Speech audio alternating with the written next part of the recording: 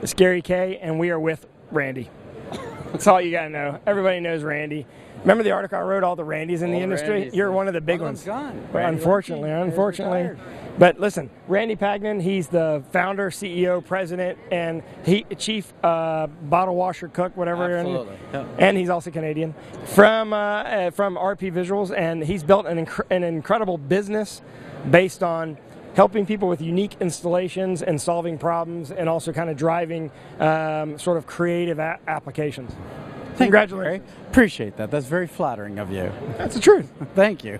So anyway, Randy, we've done a bunch of videos in your booth, so if you want to search all the product videos that we shot, you can go to RP Visuals and type in RP Visuals in the video search box, and you'll find it. You can probably just type in RP, and you'd probably find them. But I want to ask you, so what is your impression of sort of where the market is heading right now? Because we're kind of coming out of a recession, do you think?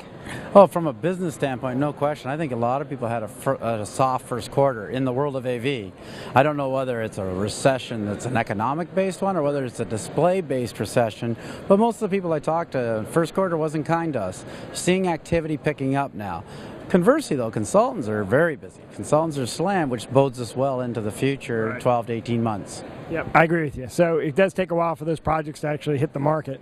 Yep. And what about technology-wise? We've seen in our lifetime in this industry an enormous amount of technological changes in this industry. And now at this year's show, there's half a dozen companies switching signal routing and distribution and control all completely over the network. It's just amazing how it's changed. But is there any new technology that you're kind of latching on to that you see as sort of the hot new up-and-coming thing, or is there something that's really affecting your business right now technologically? From our business perspective, what I'm seeing most is an explosion of direct view LED. With the very narrow dot pitch of LED, 1.9 in particular, we've watched our business migrate from projection to matrix panel mounts to now we've got embedded LED in behind fabric there. That's rear LED shining right through the fabric, and so the lower millimeter dot pitch, 1.9, even 2.6, is really coming into the indoor commercial world. Conversely, at the same time, is projection hasn't gone away. It's just morphing to uniquely different applications like this dice here. This is a 38 inch by 38 inch by 38 inch digital projection.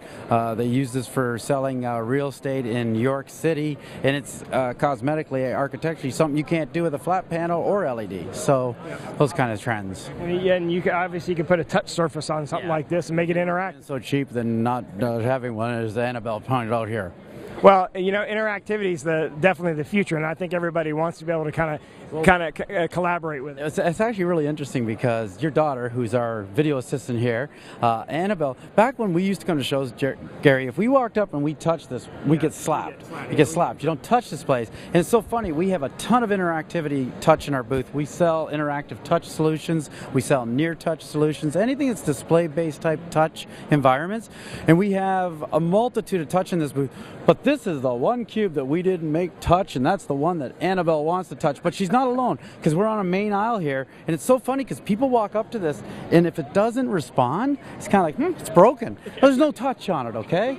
So give up on the touch. Everybody's doing interactive touch, though. That's what you're seeing as a general trend. The displays have to respond, not to just touch, but interactivity. There's a lot of Connect stuff. There's a lot of neat Connect stuff now where you're walking by, and it's engaging you by reacting. Right. So, yeah. No, I agree with you 100%. And how are you satisfied with InfoComm 2013? Interesting, yes, overall. But it was a strange year.